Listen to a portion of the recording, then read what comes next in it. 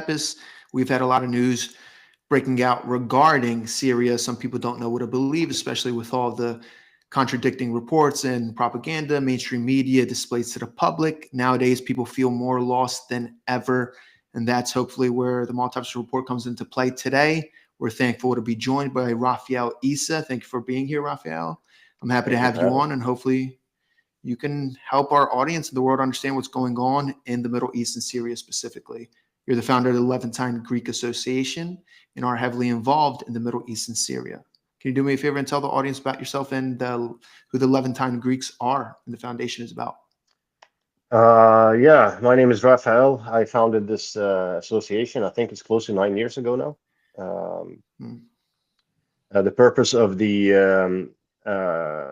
association was actually to inform people on our community. Our community is I don't know how to call it, like the remnant of the Byzantine Empire in the area. Study shows we can trace ourselves all the way back to Alexander and beyond, but we were the Levantine part of the Rum millet, which all the Greeks belonged to in the Ottoman days. So that's what exactly what I was going to get into. Levantine Greeks have multiple names in which they have or referred to, such as you said, the Rum. Where does that name come from? And just like a little more explanation on that for the audience. Uh, the Rum comes from actually the Greek word. We were self-determined as Romeos or Romi in plural, in which the word was translated into Rum or Rumi in Arabic, and it stuck also with the Ottoman authorities. So it basically means Eastern Roman or Greek. It was the ethnonym for Greek during the entire empire. So we've heard a lot of information lately about the Syria and the overthrowing of Assad. Can you explain the current situation and now how the former leader of Syria is supposedly in Russia? Is that correct? What we have been told by official channels, to be honest with you, I think everyone was caught by surprise. So there's a lot of rumors circulating, but we don't have anything really confirmed. I mean, Assad hasn't made a statement, and none from the former government has either officially. But we know that Russia confirmed he was in Moscow. He fled on December 8th, if I remember the date correctly. So he is currently in Moscow, and yeah, that's all we know So about it. how fast did that happen? When did you first hear reports of there was a potential coup happening? Uh, I think all these events started like a week earlier or 5 days earlier with the overtaking of Aleppo, Mhm. uh, which was also surprising because it's been rather calm for a few years. Yeah. Uh, in the beginning, it looked like history was repeating itself. You know, all the clashes we had back in 2011 to 14 were happening again. But I actually woke up to the news that he had left the country. So I was caught by surprise, like everyone else, on the 8th, Sunday morning. So in the last Syrian civil war, they tried overthrowing the Assad regime, right, for over a couple. You said in 2011. How did they accomplish that in less than a couple of weeks this time around? And it seems as if Assad's regime simply gave in without a fight. Is that true? Do you believe there were deals made, possibly, or if so, what do you think they were? Um, well, it's a complicated question. I mean, the Syrian people have been starving for many years. The Caesar Acts imposed sanctions on Syria, which caused a hyperinflation. Um, that, of course, leads to the downfall. From what I can tell, corruption was still very high. So I think that contributed a lot. But I mean, from the outside, it looks like a deal was brokered. As simple as that. A deal was made, and all the involved parties are fulfilling their roles. So that's the next question I was going to ask you about. How did the people of Syria, neighboring countries, see Assad? Were the people comfortable with him as their leader? Did they not like him as their leader, or did they maybe possibly rather have the alternative, which is now Giuliani? How did the rest of the Levant view him? I think I don't know because if you look at neighboring Lebanon, I mean, Assad's father caused a lot of grief in Lebanon, so the Assad family wasn't very liked at all. I think though he was very popular in Syria, and it's like a reference from their point of view. They had stability, which they appreciated. But I mean, the corruption was not a secret to anyone. You could just land at Damascus airport and, and discover it like firsthand as soon as you land. So, uh, it's never a black and white answer to anything. I mean, there are nuances of it, and I think he had great support among some people, and he was hated among others. Simple. So I have some statistics here that before the Syrian civil war, Christians supposedly reportedly made up at least 10% of the population in Syria. Now they only make up 2 to 3% maybe. Uh, were the Christians comfortable with Assad as their leader? Did they feel safe? And also, something to note is from reported statistics, the population of Syria was about 23 million before the civil war. During the civil war, it's like 19 million ish, and now was recovering back up to 21, 22 million. So we had about a 20% decline there during the civil war. But Christians, as you saw, they went from 10% to 2%, which is a Oh, huge, even bigger decline. yeah. The civil war was never the Christians' fight. Um, so I guess many people gave up. They know that they were safe under Assad, and I think they appreciated that. But that's the only perks they had basically because they were not given a special place in society at all. Um, so yeah, they felt safe definitely under Assad. But apart from that, I mean, they suffered the consequences of having a one-party system for so many years. Syria was kind of in a socialistic state. You can see it. I haven't been there since 2007, but it was clear that it was far behind the West in terms of living standards. Hmm. So I've heard that the Giuliani and the people who launched the coup, the mainstream media has categorized them as moderate rebels, many news networks. But aren't these isn't Giuliani a spinoff in his new faction? Aren't they a spinoff of Al Qaeda or ISIS? Is this true? I've heard reports of this. Yeah, supposedly Jolani was part of. I don't know if he ever was part of Al Qaeda, but he was part. Sorry, of ISIS, but he was part of Al Qaeda. Um, Initially, I thought, this is Al Qaeda coming back again uh, Yeah. into the mix. But to be honest with you, it's been 4 days, and so far we don't see any of the aggressions or acts of violence that we have seen in the past, as far as I can get confirmed from the ground. So either the ideology has changed, or they're trying to make it. I don't know, to be honest with you. Yeah. Everyone's taken by by all the events, and yeah. Um, It's a lot of information and a lot of things happening so fast that sometimes it's hard to make sort of what's actually going on. So, who do you think was helping Giuliani and his coup? Who do you think was funding it or providing ammunition, weaponry? Uh, who do you think was behind it as well? Was there anyone in your I opinion? think it's pretty obvious. I mean, if Erdogan comes out the day before and says, "I hope they get to Damascus without any major incidents," I mean, the guy was definitely informed and in on it. We also see that some information, unconfirmed, is leaking from this Astana agreement, which was revised on the 8th, or the days prior to the 8th. So definitely, I think Turkey had a part of this. I mean, they've even said it officially. So But the other Yeah. players who are not seen, I don't know, maybe the US is involved. Russia was a part of it as well, even though they you know, deny being part of it.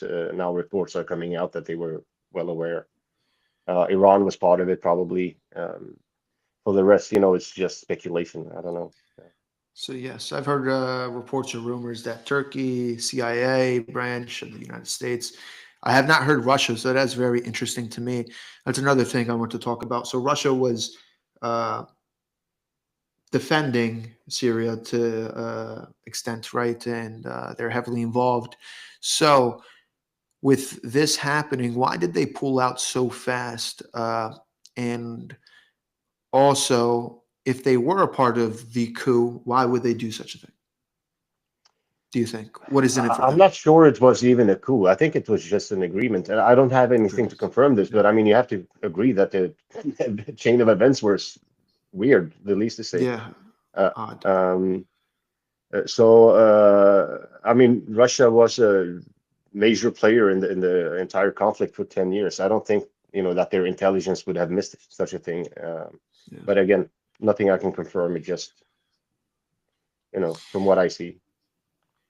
So, in the last civil war, who were the players behind that? Do you believe? Do you mean the beginning of the conflict? Yes. Back in It's just 2011. yeah, it's the same players. Same I mean, the players. U.S. That's had what a I big stake assumed. in it. Yeah, I think it was in Israel's interest to get rid of Assad, to be rid of Iran and Hezbollah, etc. Mhm. And all of this is, if you said this back in 2005, people would call you a conspiracy theorist. But now, I Yeah. mean, both Erdogan came out, Netanyahu has come out, everyone has come out and just, That's what shown I had themselves. assumed. Yeah. Well, a lot of things begin off as theories, end up becoming true because information doesn't want to be leaked, whatever the case is. So we have a new inauguration of a president of the United States coming soon. How important is the inauguration of President Trump to the Middle East, Christians in the Middle East? And do you think the fact that Trump will take office soon uh, will play a factor in Syria and what's going on? Or has it played a factor? uh, That's a very hard question. I don't know. I mean, with Trump assuming office, we know that things are happening on the Russian-US relations. Will that impact the Middle East? I mean, Trump has been very clear of his support to Israel, uh, the lack of tolerance towards Iran. Um, I don't dare to speculate in it. It will have an effect, Mm, but what effect? I don't know. interesting. So recently, he appointed a new Middle East advisor, Masad Boulos, who is supposedly a Levantine Greek himself. He's Greek Orthodox, from what I heard. What do you think this has an effect on the Levant? And if so, what do you think it will do? I think it's great that they found someone who is Levantine because the mentality in the Middle East differs a lot from the Western one. So it's good that he has appointed someone who can at least understand the values and the philosophy, so to speak, of the people. I did not know he was a Levantine Greek himself, but I'm glad that you say that because we have zero representation internationally. Yeah, We don't have a lobby of any sort. So that's great news to us, and hopefully that will give us at least recognition. yeah, he's Greek Orthodox from Lebanon, from what I hear. Um, have you talked to the churches down in Syria about the current situation? And if you have, what have they said? I haven't spoken to the churches. I have spoken to our local parish Hmm. and asked them, but they don't have any info either. Uh, it's been quite quiet from the church. They have made, I think, one or two public statements, and that's all we know from their side. But I do have contact with, civilians on the ground. Yeah, it's a lot of. So, what have the civilians said then? I mean, they're scared. They're afraid. Um, the uncertainty. They have the 14 years of war behind them. So I fully understand that they're scared, but from the people I've spoken to, there have been no incidents. It's been very calm. It seems almost coordinated. You know, uh, yeah, I'm surprised by what I hear because I was expecting, to see 2014 in a rerun, but no. Well, that is good news that everything's calm, peaceful right now. It So is. People have been depraved of electricity for years. Now all of a mm, sudden they have electricity again. Maybe not 24/7, but at least a lot more than they had yeah, before. I even heard that ACS was out handing out bread to people. oh, So interesting. far so good. Yeah. That's good news. So the leader Jelani, as we talked about, he's reportedly part of Al Qaeda, and he was labeled a terrorist by one of the U.S. embassies, and now he's being labeled a rebel. So my point is, and now things are peaceful. You're saying. So do you believe things actually have changed?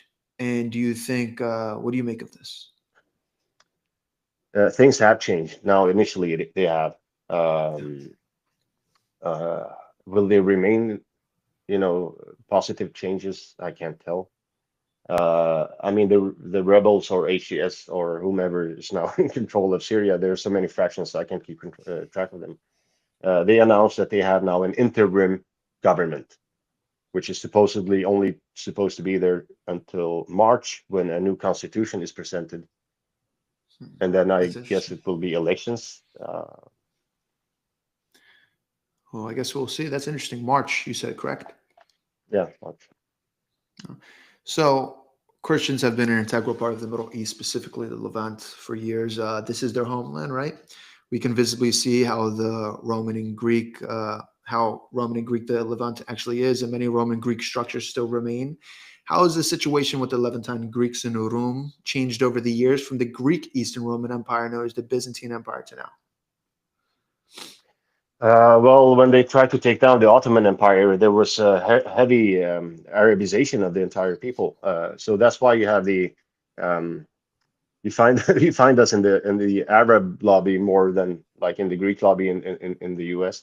Um, they call themselves Arab Americans, and this is linked to I mean, the Baath Party, of course, was the big Arabist party, but even prior to that, I think in 1899 they deposed any pro-Hellenistic or pro-Byzantine patriarch and Wow, appointed patriarchs who had the Arab national sentiment.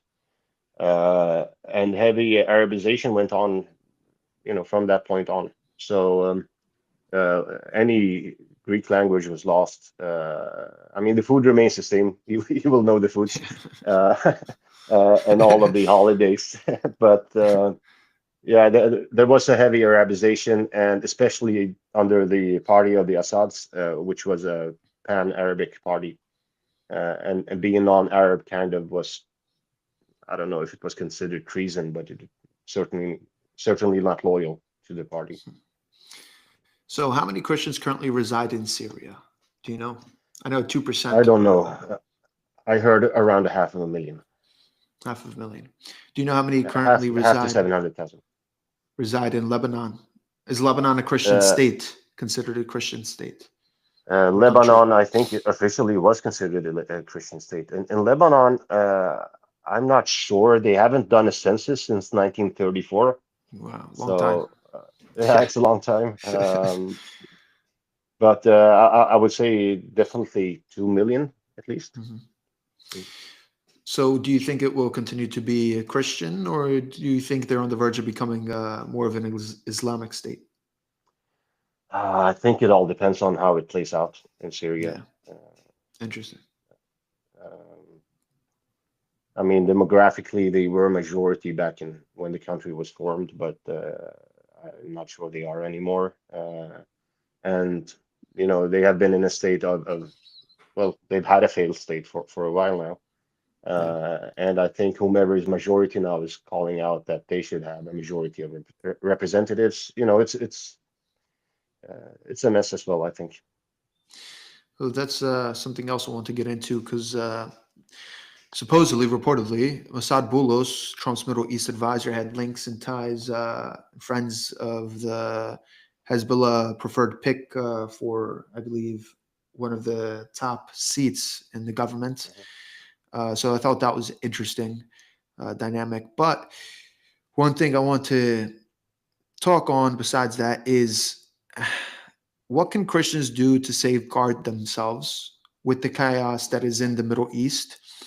Because it seems like they, as you pointed out earlier, in Syria, it was not their war, so they're constantly getting caught in the middle of the crossfires. Right. Yeah. So what can they do to Uh, safeguard themselves? it's been like this for for ages. Yeah. I think what the Christians do is basically they, stick to themselves. Um, what can they do to safeguard? I mean, those who are on the ground now, they can't do much. But we in the diaspora and the international community should speak on their behalf because they are a minority. As you said, 2% of the population can't put up, Yeah. much of a fight, even in a political sense.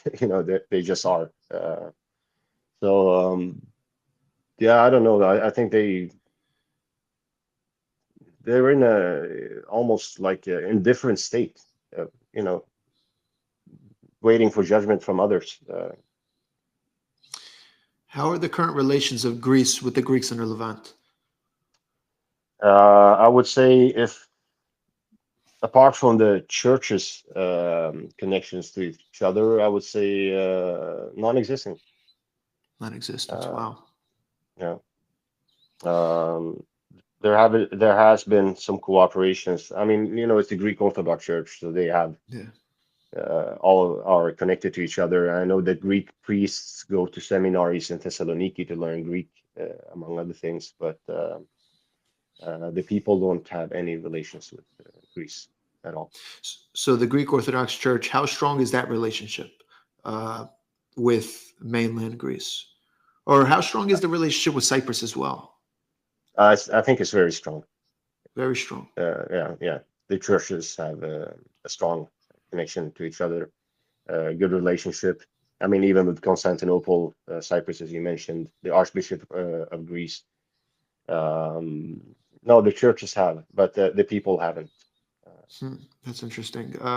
Do the people have a connection to Cyprus at all? No, No. Interesting. no. Being You have so a lot close of to Lebanese Switzerland. Christians in Cyprus. That's all I know, but there's no connection, otherwise. Do you believe that the country of Greece should seek to provide asylum for the Levantine Greeks? And do you believe that the Levantine Greeks should seek asylum to Greece if provided? Or should they stay in their homelands with what's going on in Syria? I've been asked this question many times. My answer has always been no. Mhm. I think what Greece should do is try to support us to remain in our ancestral lands and be who we are without persecution or discrimination. That should always be the aim. Yeah. But depending on how events turn, it could be a necessity Hmm. uh, to evacuate them and very quickly as well. Yeah. Um, yeah, I don't know, man. It's just like It's we don't tough. know what's happening around us. Yeah, I know. Yeah. So knowing now, right, that the population went from 10% to 2%, uh, do you think last time, if it was possible, that they should have sought asylum if the situation was the same and Greece offered it in 2011? They definitely should have. Yeah, I mean, the fall from 10% to 2% isn't all violence. I mean, a lot of people just left. emigrated. Yeah, they Yeah, left. And looking at my own family, I mean, we're on three continents, three different continents. The community is totally falling apart. We don't have, yeah. anywhere we can call our own anymore. Um, so I don't know if Greece is interested in it, but we need to have at least somewhere we can call home. At least Yeah. somewhere I can meet my cousins whom I haven't met in 20 years. Like we were talking about earlier.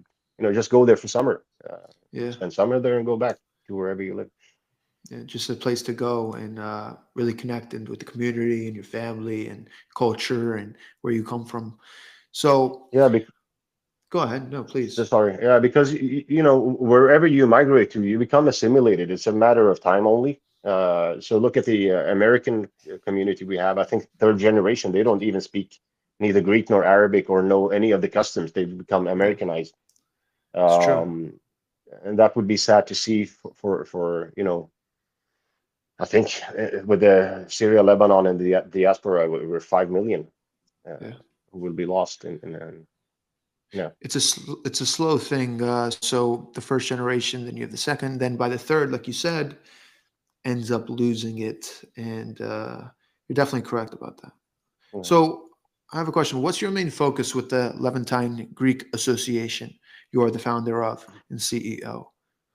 The main focus was to raise awareness about us uh, to the people outside of Syria and Lebanon, but also inside of Syria and Lebanon, because Yeah. our history has been kind of censored and pushed into this Arabist agenda.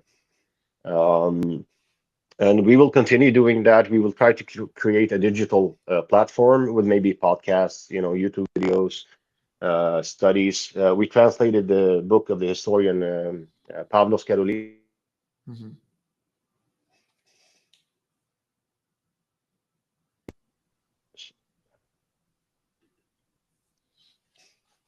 Sorry, a call came through despite do not disturb. No worries. Uh, so we're I don't know where I got cut off. We translated the book of historian Pavlos Karoulidis Yes. about the origins of the Orthodox in Syria and Lebanon, and I think also Palestine. So we're going to continue those types of activities, but now with the situation being what it is, I think we should start looking into aid, speaking to the Greek government in case something happens, other European governments as well to safeguard, our lives, not so much our interests. Yeah. Um, yeah, Have you seen anyone raise questions about this situation in the Greek government yet? yes. A few years ago, I was invited to the parliament by uh, the Ministry of Diaspora. Mhm. Uh, it was the initiative of New Democracy in Greece. And well, may his memory be eternal. Manousos Voulodakis was the PM who actually fought a lot for us. He passed away in cancer, unfortunately, a bit over a year ago. But now in recent times, we have Nikki speaking up for us, and some other right-wing parties. I was tagged in a video today. To be honest, I haven't had the time to see who it was, but I saw that they were talking about us in Parliament today, which makes me very glad. Wow, Uh, that's good. That's yeah, good. Oh, that's interesting. So, what were your main? When did you create this association? 8 years ago, I think in 2015 it was registered. 2015. So, like 8, 9 years ago. So, a decade in. What have you learned so far from when you began to now? Almost a decade. Um, in what sense? I mean, like having an association or for the community in Just general? with the community, with branching towards Greece, and extending the olive branch to see if they will converse and talk, and just anything, everything. It could be anything you learned. Just maybe with the Oh, community, with dealing with governments, maybe dealing with the people in Syria. Uh, one thing I've learned and that I'm proud of is that we kind of have aspired grassroots movements. I mean, we don't have a leader, we don't have anyone who's uniting us in some sort of organization. Uh, Hmm. but you can see all over social media that you have individuals or groups who do their best to take their time off, to inform the people, to spread anything, historic facts, genetic results. That's one thing that's it's great to see. I mean, how Hmm. this kind of pops up by itself. Um, Another thing I've learned is tenacity. Yeah, I mean, no one heard of us 10 years ago. Uh, it's true. Now we're being mentioned in the parliament. Our people on the ground in Lebanon and Syria are looking at their history and going like, yeah, you're right. We were Byzantines. We were not the enemies of the Byzantines, actually, Yeah. like they taught us. Um, so I think tenacity and we don't, uh, depending on how it goes now in the Levant, we were never expecting to see a change in our generation. We Mhm. were kind of doing this for our children and their children. Um, and I learned that it can be done because it was very hopeless in the beginning, but results are coming slowly. I've seen on Twitter a big pick pickup or tick up, whatever you want to call it, and a lot of Christians from the Levant tweeting, and there's like a little subgroup community, and it seems to be growing. And I see a lot of Yeah. people speaking up for the Levant and the Greeks in the Levant in the room, and by a lot of people with a big followings and whatnot, which is something you talked about. So, what is next for Rafael, Issa? Um, I took down the website of the association 3 days ago. We're changing platforms to create a digital, like I say, a creative space of some sort for anyone who's interested to join and contribute.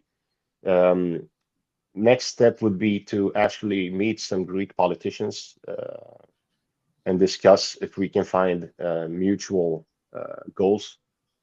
Um, and if things stay calm in Syria, we have to start helping our people on the ground, both in Lebanon and Syria, to actually establish themselves. I was hoping to be able to create some sort of business network.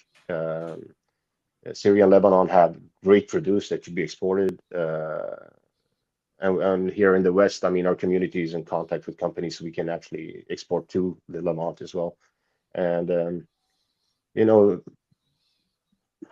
they would need some help from outside to create companies, trade, make a living, Mhm.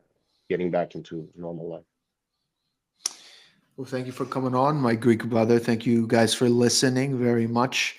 Make sure to check out the Levantine Greek Association and Rafael Issa if you'd like to plug in your social medias and where to contact you and whatnot. Thanks for having me, and thanks for listening, everyone out there. I'm glad you notice us now. That's awesome. Oh, We'll link all the socials in our bio. Don't forget to like, comment, subscribe, and most importantly, share this with all the people you know so we can get the word out. Thank you guys very much. Until next time on the Maltepes Show.